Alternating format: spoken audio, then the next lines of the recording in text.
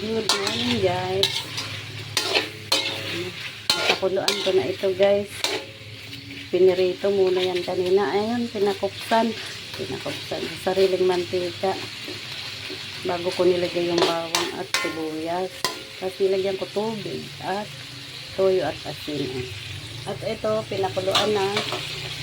Lalagay na natin dyan.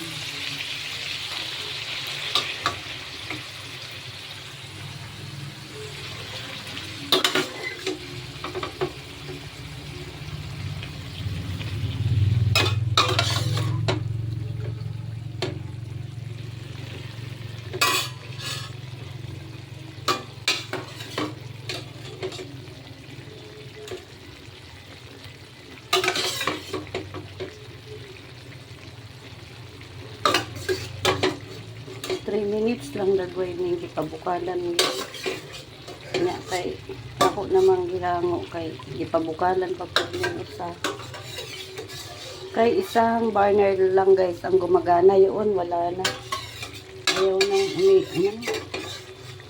sira na ang burner nitong isa guys. Itong isa lang ang gumagana na, hindi na yan.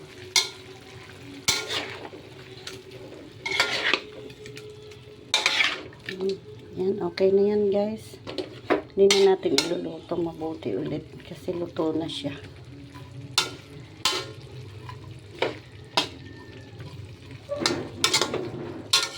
May asin at toyo at paminta na yan. Hindi na ako magdadagdag ng timpla. Okay lang yan, mas matabang, mas maganda.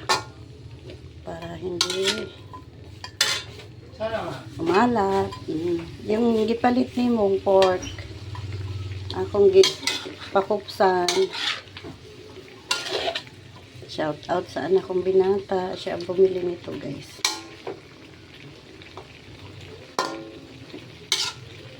Thank you kuya. Niluluto ko na guys ang ulam sa umaga para sa tanghali hindi na ako magluluto.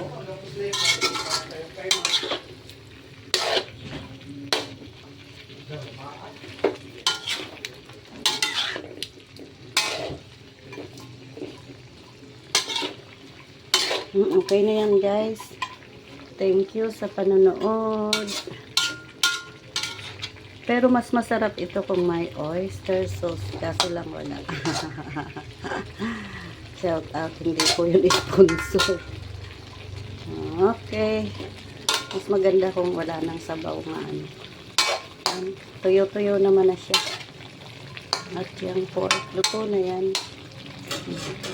Isang tasa't kalahati ang pinabukal dyan sa pork. Luto na yan guys. Talaga. Ano pa gusto pang patuyo-tuyuan. Okay. Thank you sa panonood.